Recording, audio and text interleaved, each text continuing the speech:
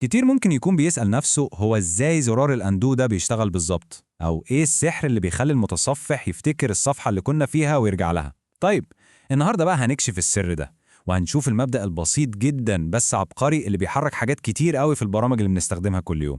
خلونا نبدأ بحاجة بسيطة وكلنا بنستخدمها، زرار أندو أو تراجع في أي برنامج. كل ضغطة بترجعنا خطوة لورا وبتمسح آخر تعديل عملناه. ونفس الفكرة بالظبط مع زرار باك أو الرجوع في متصفح الإنترنت، بيرجعنا للصفحة اللي كنا فاتحينها قبل دي مباشرة. طيب سيبناه من الكمبيوتر لحظة، تخيلوا كده كومة أطباق فوق بعض في مطعم. آخر طبق اتحط فوق هو أول طبق أي حد هيسحبه عشان يستخدمه. منطقي صح؟ للوهلة الأولى ممكن الأمثلة دي تبان إن ملهاش أي علاقة ببعض، لكن الحقيقة أن كلهم شغالين بنفس المبدأ، مبدأ واحد بسيط لكن في منتهى القوة. يا ترى إيه هو؟ المبدأ ده اسمه last in first out أو اختصاراً LIFO، يعني آخر واحد دخل هو أول واحد يخرج. ودي القاعدة اللي بتعرف هيكل بيانات مهمة جدا اسمه الستاك أو المكدس. الستاك ده ممكن نتخيله كأنه علبة ليها فتحة واحدة بس من فوق. آخر حاجة نحطها جوه العلبة هي بالضرورة أول حاجة هتطلع لما نيجي ناخد منها حاجة. طيب إزاي بنتعامل مع الستاك ده؟ هما حركتين اتنين أساسيتين مفيش غيرهم. الأولى اسمها بوش، ودي بالظبط زي ما تكون بتحط طبق جديد فوق كومة الأطباق، يعني بتضيف عنصر جديد على القمة. والحركة التانية هي العكس، اسمها بوب، ودي كأنك بتشيل الطبق اللي فوق خالص ده عشان تستخدمه. وفي عملية تالتة مساعدة كده اسمها بيك، دي بقى بتخلينا نبص بصة سريعة على العنصر اللي على القمة من غير ما نشيله أو نلمسه، مجرد بنشوف هو إيه. وعشان نفهم أهمية الستاك لازم نقارنه بأخوه اللي اسمه الكيو أو الطابور. الطابور زي طابور العيش ماشي بمبدأ تاني خالص اسمه first in first out أو فيفو، يعني اللي بيجي الأول بيمشي الأول. الستاك عكسه تماما. خلاص فهمنا فكرة الستاك. تعالوا بقى نشوف أهم وأخطر تطبيق للمبدأ ده، حاجة بتحصل جوه كل برامج الكمبيوتر تقريبا، وهي الكول ستاك. الكول ستاك ده يعتبر الذاكرة قصيرة المدى للبرنامج، هو اللي بينظم كل حاجة وبيخليه فاكر هو واقف فين بالظبط في تنفيذ الأوامر بتاعته ومين المفروض يشتغل بعد مين. في عالم البرمجة الكود ده مش قطعة واحدة، لا، هو متقسم لوحدات صغيرة اسمها functions أو دوال. كل function ليها وظيفة محددة. طيب، إيه اللي بيحصل لما البرنامج يحتاج يشغل function معينة؟ هنا بقى بتيجي العبقرية. البرنامج بيعملها زي صندوق كده، صندوق مخصوص ليها اسمه ستاك فريم.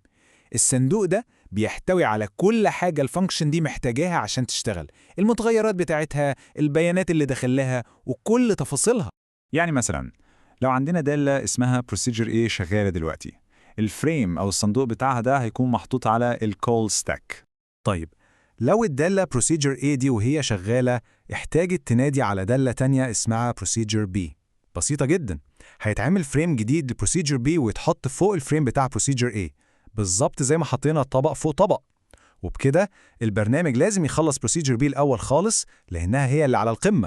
وبما إننا دلوقتي فهمنا الكول ستاك، فإحنا جاهزين نفهم واحدة من أجمل وأذكى التقنيات في عالم البرمجة، تقنية اسمها recursion أو الاستدعاء الذاتي. الريكيرجن ده بكل بساطة هو إن دالة معينة تنادي على نفسها. الموضوع ممكن يبان غريب، لكنه بيعتمد اعتماد كلي على الكول ستاك عشان يشتغل صح. من غير الستاك الفكرة دي كلها تقع. أشهر مثال للموضوع ده هو حساب الفاكتوريال أو مضروب الرقم، يعني مضروب 5 هو 5 في 4 في 3 في 2 في 1. الدالة اللي بتحسبه بتشتغل بطريقة ذكية قوي، بتقول إن مضروب أي رقم هو عبارة عن الرقم ده مضروب فيه مضروب الرقم اللي قبله.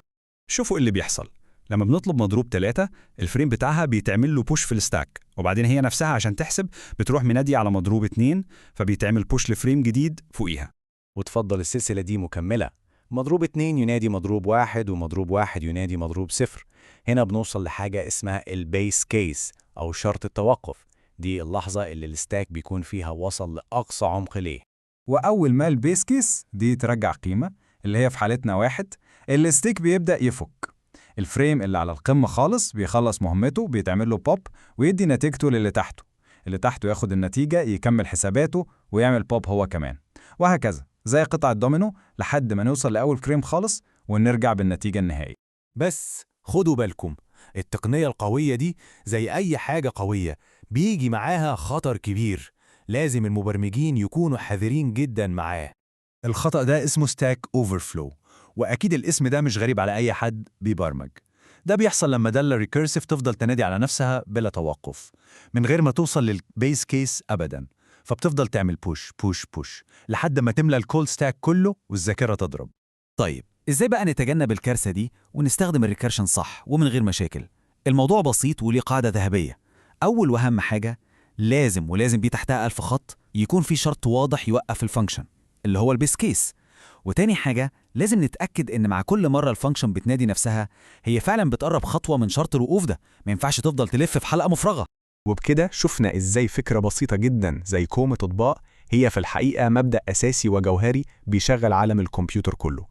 فكرة اللايفو دي موجودة في كل حتة حوالينا حرفياً، من زرار الأندو وتاريخ المتصفح لقلب عمليات البرمجة نفسها في الكول ستاك، وحتى في حاجات معقدة زي تحليل المعادلات الرياضية والتأكد من صحة الأكواد.